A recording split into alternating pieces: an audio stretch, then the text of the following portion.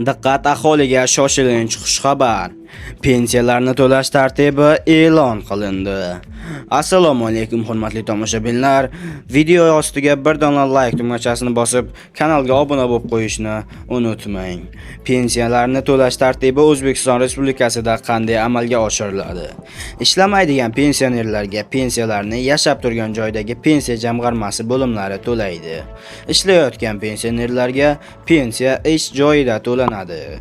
Pensionerlarga pensiya ularning xohishiga ko'ra doimiy yashash yoki vaqtincha turgan joydagi pensiya jamg'armasi bo'limlari tomonidan pensiyani yetkazib berish yuklangan tashkilot orqali naqd pulda yoki pensionerning xohishiga ko'ra pul mablag'larini to'ldirish bank kartasiga naqd pulsiz o'tkazish yo'li bilan tijorat bankining filiali orqali to'lanadi.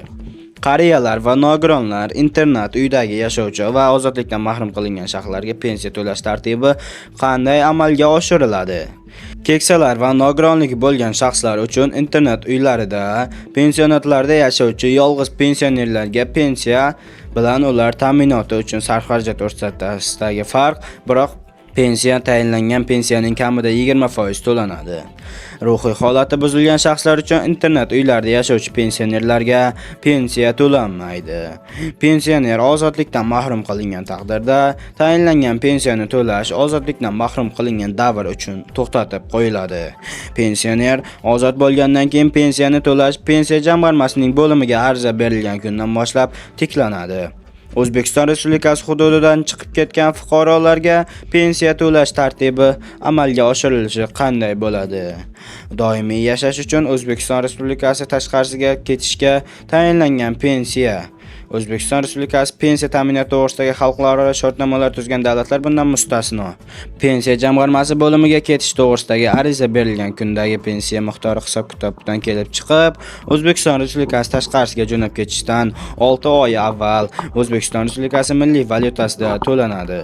Pensiya to'lanadigan 6 oylik davr O'zbekiston Respublikasi tashqarisiga doimiy yashash uchun ketishdan avvalgi 6 oy uchun pensiya to'lash ariza ko'rsatilgan sanadan boshlab hisob-kitob chiqib qilinadi. Bunda ariza berilgan oyda hisoblangan pensiya puli hisobga olinadi. Pensiyaning vafoti munosabati bilan olinmay qolgan pensiyani to'lash va dafn etish uchun nafaqa to'lash qanday amalga oshiriladi? Pensioner olishi lozim bo'lgan va uning vafoti munosabati bilan olinmay qolgan pensiya puli meros tarkibiga kiritilmasdan boquvchisini yo'qotganlik pensiyasi bilan ta'minlanadigan shaxslarga doir kiruvchi oilaga a'zolariga to'lanadi. Ota-onasi, eri, shuningdek pensioner bilan vafot etgan kunigacha birgalikda yashab turgan oila a'zolari bu pulni ular boquvchisini yo'qotgan pensiya bilan ta'minlanganlik doirasiga kirmaganlik taqdirda ham olish huquqiga ega bo'ladilar. Pensioner vafot etgan oy uchun olinmay qolgan pensiya puli ko'rsatib o'tilgan oila a'zolariga ushbu oy uchun to'liq to'lanadi. Oila a'zolarining bir necha a'zosi murojaat etgan taqdirda pensiyaning ularga tegishli summasi ularning o'rtasida teng taqsimlanadi. Pensioner vafot etgan taqdirda uning oilasi yoki pensionerning dafn marosimini o'tkazgan shaxsga bazaviy hisoblash miqdorining 4 baravarida dafn etish nafaqasi to'lanadi. Ko'rsatib o'tilgan pullar ularni olish uchun pensioner vafot etgandan keyin 60 kun ichida murojaat etgan taqdirda to'lanadi. O'zbekiston Respublikasi Moliya vazirligi huzuridagi byudjetdan tashqari pensiya jamg'armasi murojaat qilish uchun quyidagi 1140 ishonch telefonlariga qo'ng'iroq qiling.